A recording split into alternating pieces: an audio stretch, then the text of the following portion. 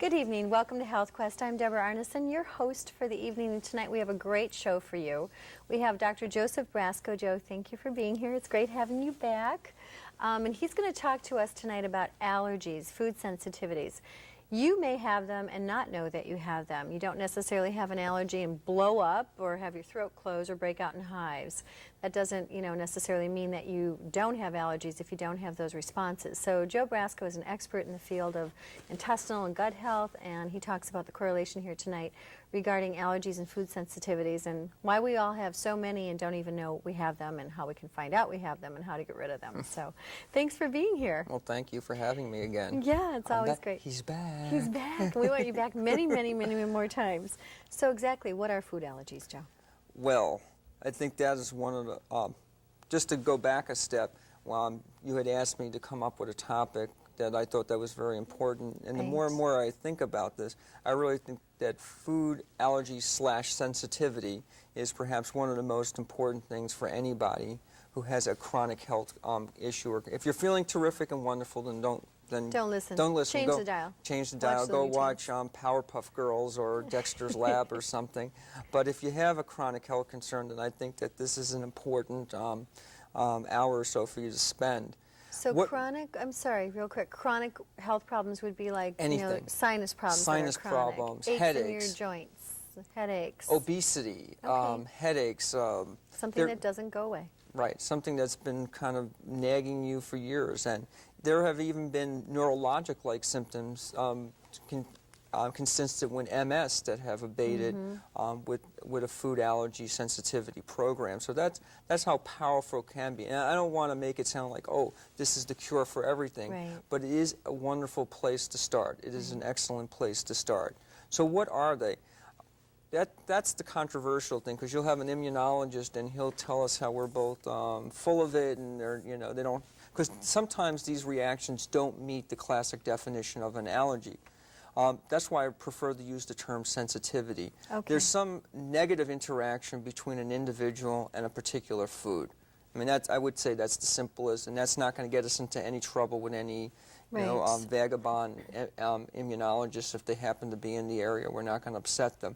But if you notice a consistent negative response to a particular food, that's good enough for me.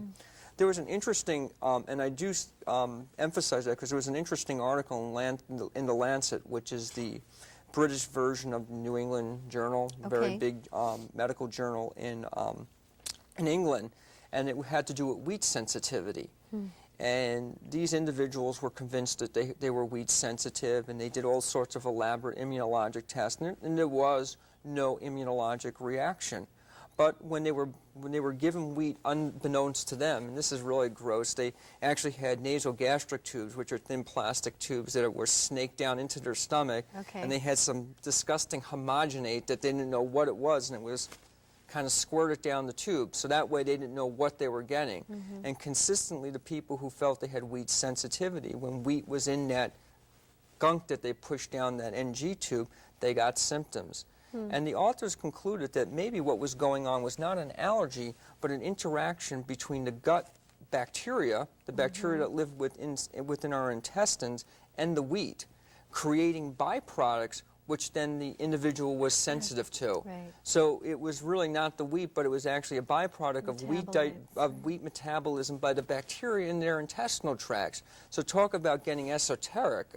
But the point is, we don't need to get that esoteric. We just know wheat was not good for these folks, so stop using wheat. Well, you really, I think, have to give total credence to a patient or a person knowing what their body's doing. Absolutely. I honor my patients, and my women especially, because they're really finely tuned or sensitive to what's going on with their internal mechanisms. And if there's a reaction, listen to it. And again, finding a physician who listens is an anomaly. It's very unusual. But I think part of food sensitivity, part of it is really becoming aware of what foods you are sensitive with, and I think we're going to touch upon that in a little bit about concepts of how to do that. Well, so you obviously feel that food sensitivities and allergies are extremely tied into health and illness or wellness. I unquestionably, as I said, we started off the segment. I think if you're going to start any program, any kind of health program, weight loss, anything, it should start off with some couched within the concept of food allergy, food sensitivity, because in this society, I think that just about everybody has some level, to a greater or lesser extent, has some level of food sensitivity. Sure. And what conditions do you see primarily in your practice? Well, gastroenterology type problems. What side effects? Like, aches and pains, rheumatoid well, everything. problems? As I said, everything. Is there a predominant one in this country? No, I think it runs the gambit, from intestinal bloating, loose stool, hard stool, in-between stool, not-so-right stool, all that. Oh, I know. It was the holidays, and I have to tell you, I went to my brother's for the holidays, and they didn't have much except those little blow-up pizza dough things that are stuffed with some kind of funky fake cheese, and these little weenie sausages you used to have in barbecue sauce, and that was it. It was like, lesser of two evils. I think a good weenie sausage, I guess. I think it was a good time for a fast. Oh my gosh, my stomach was so unhappy with me. My intestines really revolted. But that's doing what I do. That's the most common thing I see would be, again, diarrhea, constipation, abdominal bloating, heartburn. But this runs the gambit, as I said. Rashes are very common. People with persistent rashes or eczema. Oftentimes will go back into food sensitivities, chronic sinusitis. And I really, I try to hint to people who are in now for their fourth or fifth bout of, they're going to go on another Z-Pack for their chronic sinusitis, like, maybe go off of dairy for a while. Sure. And, and I have one of the women at work, she finally listened to me. Yay! It's I a feel miracle. like she listened, and she every day I come in, she is like, because she cannot believe that her sinuses have been completely cleared now that she's been off of dairy for 1 month, That's great. and her sinuses are wonderful, and she can't believe this is the dead of winter, and she's not, but she finally got on the right path. So do you feel that food allergies are primarily genetic or passed on from family to family, father to mother, to son and daughter? Or there probably is there's a genetic predisposition to everything. Okay. But I think predominantly this is a societal kind of thing. And first of all, I think it is because we have a ubiquit diet. And I stole that from Robert Crayhorn, one of my heroes. Ubiquit foods, and basically what ubiquit foods are foods that basically are the redundant foods in our diet, which are number one and two are dairy and wheat. Now you think about wheat. Okay, we don't say I had wheat today, but what you had for breakfast? Well, I had cereal. What's in wheat? Okay, what did you have for lunch? Well, I had a low-fat turkey on whole wheat bread. And what did you have for dinner? I had some pasta. So that you're getting wheat 3 times a day, 365 days a year. So I just think the fact that we have the same food over and over and over again. And people like what they like. Exactly. I think they've looked at it. I think we basically eat a combination of, most of us, of 8 to 10 foods in varying combination, in different forms, in different ways, but it's basically the same 8 to 10 foods. And this lack of diversity in the diet, I think, is sensitivities. Absolutely. Then we add some antibiotics for good measure, some non-steroidals. Non-steroidals being like the aspirins and the Advils and the Aleve. Can we get sued for any of this stuff? No, but we're talking about like body abuse, and certain things abuse your body. Alcohol, caffeine, all these things anything in excess create the quote-unquote leaky gut, which a term I really don't like all that much. But this. We'll talk about dysbiosis then, which is an imbalance. Right. Okay. Well, that refers, dysbiosis is a term coined to refer to imbalance in gut bacteria. And people are always fascinated when I tell them that we have about 3 pounds of bacteria in our GI tracts and it's kind of unbelievable. Yeah, woo! And well, we hope that most of it's good guys, right? Exactly, and it's not just one type of bacteria. It's a mix. It's a whole zoo of different types of bacteria, and there's a constant war going on in there. between the quote-unquote good guys and the quote-unquote bad guys. And again, things that we just had mentioned, like non-steroidal anti-inflammatory drugs, which is a medical term for aspirin-like products, antibiotics, birth control pills in young women, a major source. Some people 10, 15, 20 years on those guys. Exactly. And all the other wonderful ways we abuse our body. All these things can cause disruption in the gut membrane, and they also can cause alterations in gut bacteria, which then all can lead to food sensitivities and food allergy. Can you kind of segue real quickly and just explain to people how the gut relates to allergies? I mean, what happens in the small intestine for the most part? Sure. The importance of that area being pristine and healthy? Well, what basically happens is that if we don't digest well, or again, if things are generated by the bacteria that are negative, over time they can kind of seep into the bloodstream. Right. And that's the whole concept of what's often termed in the alternative world as leaky gut syndrome. I think people have this image that their intestines turned into a sieve, and they got holes. they got holes in their intestine. I think because I do colonoscopy, and I scope the patient and say, well, do I have leaky gut? And it's like, no. No, we're not going to see any sieves. We're not going to see holes in your intestine. I think there's this misperception. But at a microscopic level, what is happening is that these undigested food particles or antigens of the food can permeate through the bowel wall and are gaining access to the bloodstream. And then over time, this process propagates itself, and therein lies the nidus for the allergic or sensitive reaction.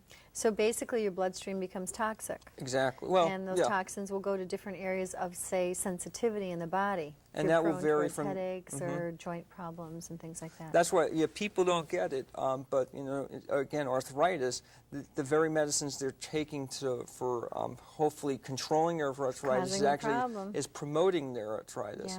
And so if they clean up their diet and took a little boswellia, which actually is gut healing, and they clean up their diet, get rid of the wheat, get rid of the nightshades, and all of a sudden their dairy, their arthritis is going to improve. And it's a mind-boggling concept because they can't figure out what the heck does their knee have to do with eating wheat toast. They don't. Why does it hurt? But the great thing is when you clean people up, then you take away all the perpetrators, the bad guys. If you stay off of them for 3, 4, 6 weeks, and then you bring them back and you see the direct correlation, you're like, wheat, knee hurt. Okay, got it. Yeah, all right, well, maybe he wasn't so crazy after all, which is like a good Tarzan, thing. meat. We need to really simplify things. So what is the best way for people to kind of self-diagnose? Well, everybody wants, we're still married to the test concept. And, and everybody, and even some people are willing to pay big bucks for food allergy testing. And I'm not going to say they're not without merit. They're very interesting. But I think it's a burgeoning science, and I think that they're very expensive. They're not they may not be covered by insurance. In fact, insurance often doesn't cover them. And when I mean expensive, in the range of $300 to $500. I don't know if that's been your experience. And they are helpful. But again, remember, they're looking for a specific immunological reaction. And remember, we started this whole conversation with the story about the people sensitive to wheat. There was no immunological reaction. This was a reaction that was based on a sensitivity, something that couldn't be measured with a blood test. So I tell people, much to their dismay, the best way to do it is an elimination diet. And what is that? An elimination diet is basically a hypoallergenic diet, and it can go from everything to a complete fast. And I have no problems with that. Under the right conditions and under the right guidance, sometimes fasting can be a very healing and wonderful thing. Some type of fasting with what, Joseph? A water fast. We can go. That would be the most extreme. Okay. And I think for some people who are highly sensitive, that may even be the route way to go. But for most people, fortunately, I don't think that is necessary. And then you can have mono diets, which are one food, all the way up to a point where I would just say, well, it's the most basic, the entry-level elimination diet, as I would say, go off of wheat and dairy for 2 weeks. And the reason there's nothing unholy about wheat and dairy is just, again, these are And that's enough to make people panic. You say go off of wheat and dairy, they're like, what's left to eat? And literally. the average, but that goes to the whole problem is that these wheat and dairy make up 70–80% of the average food choices, right? Yeah. And so that's why they're flustered, and they need people like yourself to help. There is a world of food out there. You will not starve. Right, you're gonna be okay. You'll live. But if you just doing that alone, just going off of wheat and dairy again for 2 weeks. Can't be 2 days, can't be a week. It's got to be at least 2 weeks. Straight 2 weeks. Straight 2 weeks. And if you have a little Ritz cracker in between, you sort of go back to page one. You need to start all over again. So it's 2 weeks of strictly remaining off of those particular foods. And then how do you reintroduce those? Well, again, in a simple diet like a wheat and dairy, going off of wheat and dairy. Basically, you just introduce one at a time and then check for reactions. Again, my experience has been in reading the literature on the topic. When people have gone off of food that they're sensitive to, and when they reintroduce it, there's sort of a hyper response. And so it's not really subtle. They know right away. So if they're looking at joint pain or, let's say, skin rash, as soon as they have that big glass of cow juice, all of a sudden they're going to start noticing right away that their symptoms are coming back. I also have seen people breaking up dairy and cheeses, so they may test dairy and cheese at a separate time. To see if they can handle one. But basically you reintroduce the foods one at a time, try to do a lot of that food on that particular reintroduction day, and once the food is reintroduced, you kind of sit and wait. I get symptoms. So what if you find that you do that and you can handle a couple of Ritz crackers, but when you eat the whole plate of pasta, I mean, so you really have to play with it. Yeah. You could probably handle, some people can handle a little bit, but not a cup. I think there's I mean, the concept of the concept of individuality goes without saying, and that there are going to be people who find that they can cheat a little bit. Other people can find that they look at a Ritz cracker, and I have nothing against Ritz crackers, that they look at something containing wheat, and they're going to start having problems. And it really is an individual thing that the person has to do a little bit of homework. So this must be a reaction to my weenies I had all weekend. What do you think? I think it's very possible. Cleaning house. But you're detoxing before our very eyes, and it's a wonderful thing. It is a good thing. We're just purging and dripping. It's great. Real quick, Joe, once somebody has a food sensitivity or an allergy, do they always have a food sensitivity or an allergy? Is it a lifelong I think thing? that's a tough question. And again, it goes to a high degree of variability. I think if someone gets a food, again, it depends on what you're dealing with. What are the symptoms you're dealing with? If you're dealing with a stuffy sinus, that's not the end of the world. So if you can sort of play around with that. If you're talking about some more serious type of symptomatology, like neurologic, then I think you have to be way more careful. Okay. So it's to be seen. It's to be seen. I do think that over time, and when I mean time, I'm not talking about days or weeks, I'm talking about over years. I think as one improves their gut flora, their gut integrity, I do think that their tolerance of these foods would increase. I would say by and large. So for most people. You would find maybe that you could do them once in a while, right? But exactly. not every day. So you can have pizza once. Okay. So are there ways to cure these allergies, in your opinion? I don't like using the word cure. That's a tough term. But I think, unfortunately, it starts off with getting them out of the diet. You need to give the body rest. So step one is to get them out of the diet. I think another step is to start introducing variability in the diet. And again, seeking out the help of a good nutritionist. There's a world of, like quinoa, amaranth, different grains and fruit, and all the wonderful fruits and vegetables out there. So I think that there's a world of different foods out there that people need to explore, and they need to make it a point to introduce variability. And then, of course, I think supplements can be very, very helpful. Well, that was my next question. What nutrients do you find are the most important if you have food allergies? Well, I think number one, the probably star on the list are probiotics. What's a probiotic?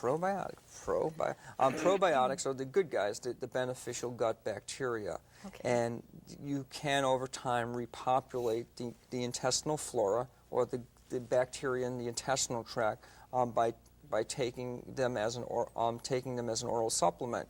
Now, most cultures, if we look at some of the more primitive cultures, had a way of getting cultured foods or foods that contain bacteria. Like yogurts? Yogurt would be the classic example.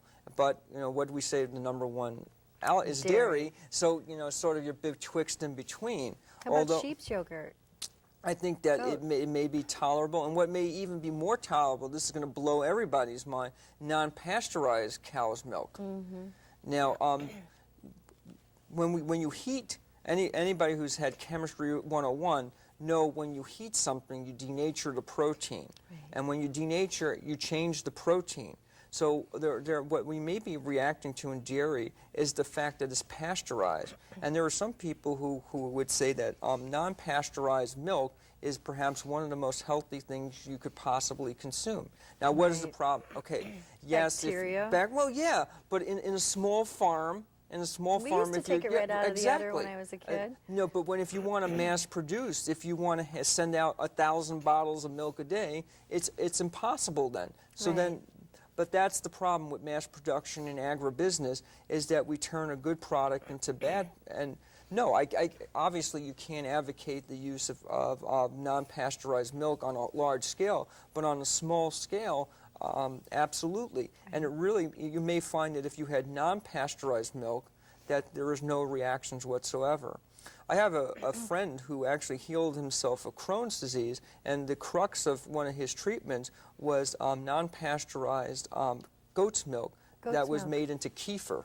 Really? And he lived on that for about 4 months, 5 months, until his intestinal tract would start healing. Not pasteurized, non-pasteurized. And so I think that... Where do you get this?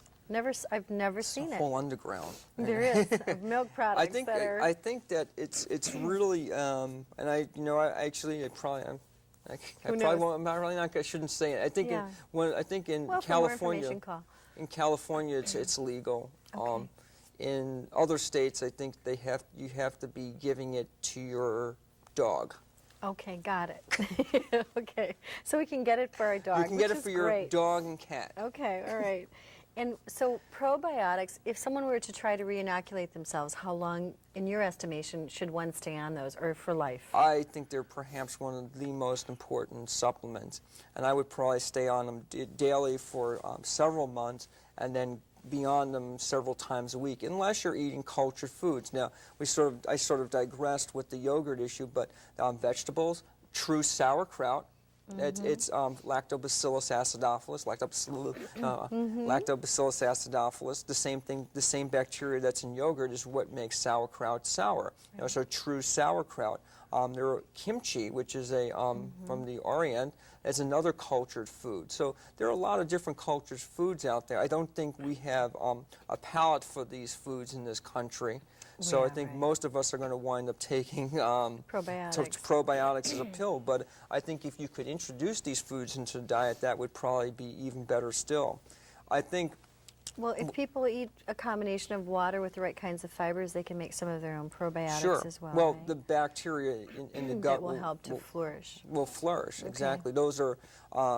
there's actually a term, and I'm escaping, but these are this sort of like the fodder for your probiotics is to help, is healthy fiber, your flaxseed, and other good fruits and vegetables will help cultivate. So you have like a little farm going, a little farm thing going in. Yeah, we've got a little like animal farm. What about gluten products? What about them? What do you think?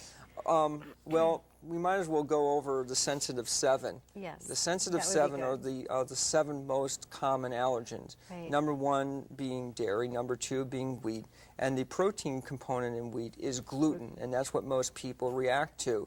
So I often tell people when I'm really in a bad mood, it's like, okay, when I really want to have it, so well, we're going to go off all the gluten grains: wheat, oats, barley, and rye. Now we can argue about some of the other grains, but primarily we'll find gluten in fairly substantial amounts in wheats, oats, barley, and rye.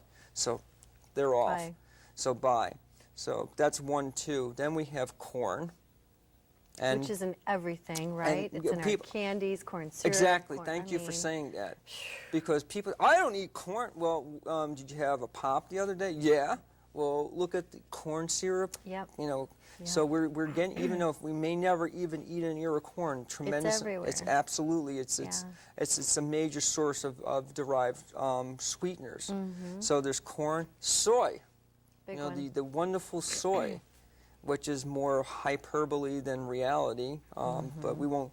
That's another show. Well, and we talk about soy real quickly, about the genetically modified organisms too, which is very Absolutely. scary. The 12 viruses in the soy seed, and then we've got the Roundup that's sprayed on the seed, and that's where the viruses are there, and you're eating that stuff. So The ploy of soy. the non-GMO. So soy is on that list. White sugar, which is no surprise, I think, to any Right. Highly self-respecting nutritionist. Eggs, which always saddens me. But I think eggs are really a very good food, and that includes the yolk.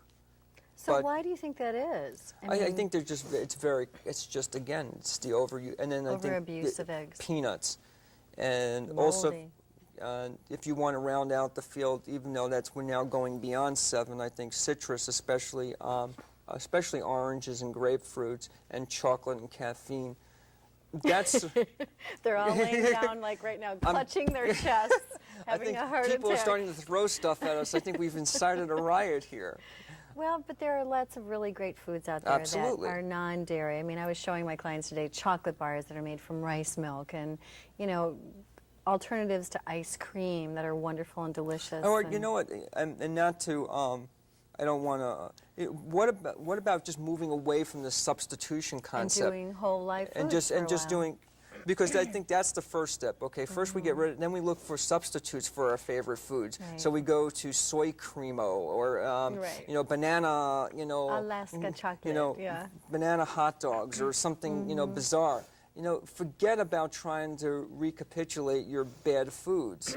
But some people are weak. They're not well, going to do it. I know, it's but like you got to give them an alternative. I mean, I guess that's the first step, but I think really moving into a whole food diet, and I think that will really be its own reward, because when you start feeling better, you're it's- happy. Yeah, and it's like things life work. is great, and you know, it's like you discover a whole new world Then out we there. end up with that twinkle in our eyes like Joe has, right? Dr. Joe. I don't All right, know. we have 1 minute left here, so I'm just going to ask Okay, you a quick yes, question. I'm setting to my watch. What Okay, if a person is diligent about their program, but the problem persists? What I tell people is that the pathway to health is a series of steps.